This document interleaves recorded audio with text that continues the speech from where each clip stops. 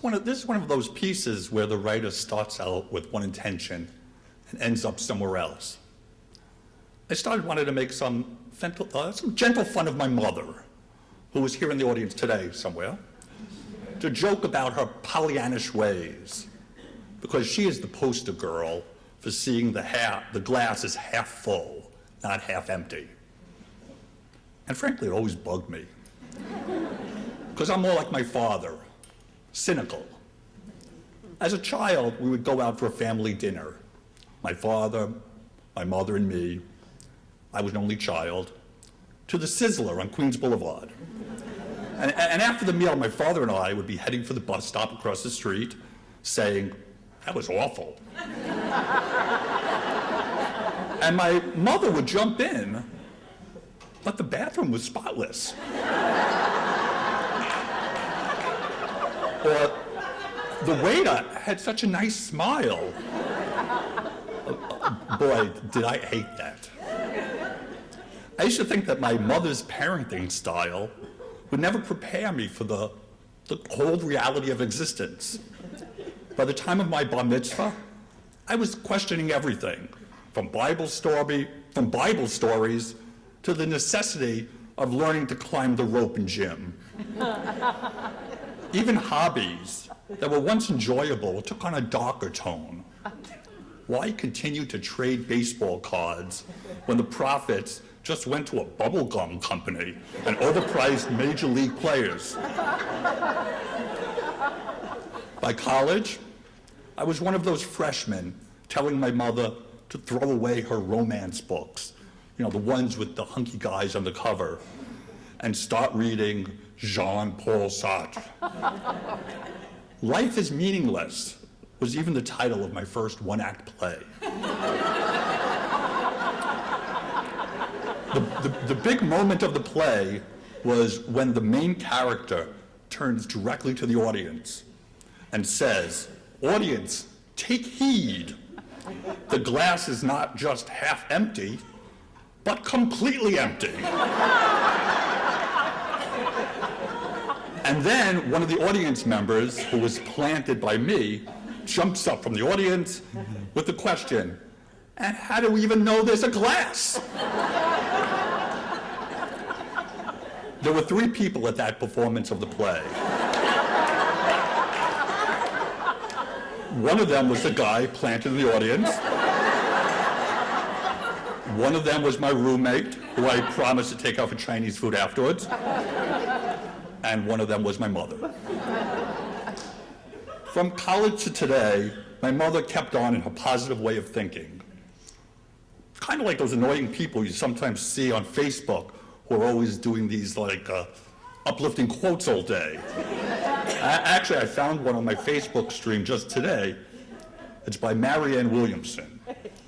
"Our deepest fear is not that we are inadequate. Our deepest fear is that we are powerful beyond measure.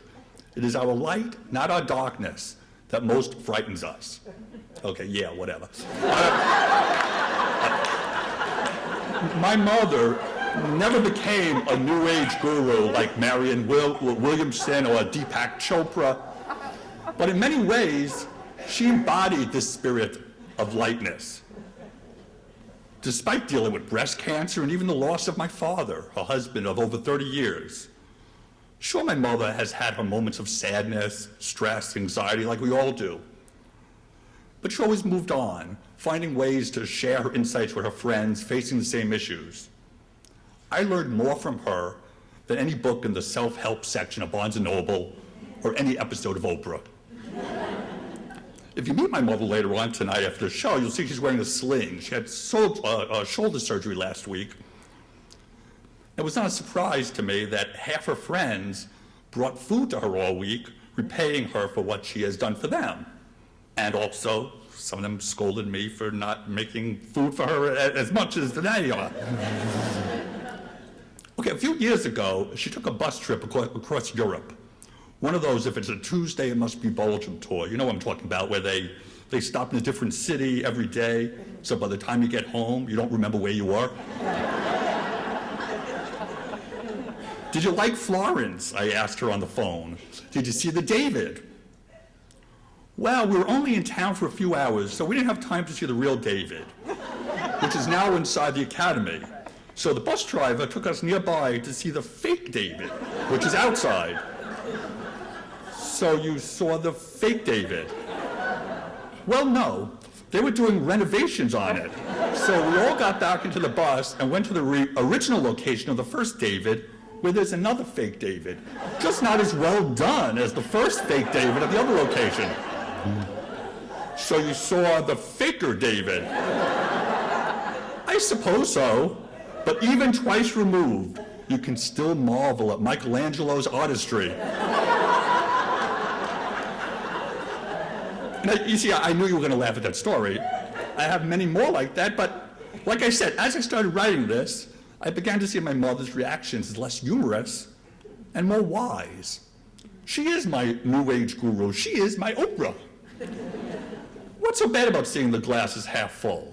My mother is 80 years old, and she has the positive energy of a teenager. In fact, I'm more like a grouchy old person than she is.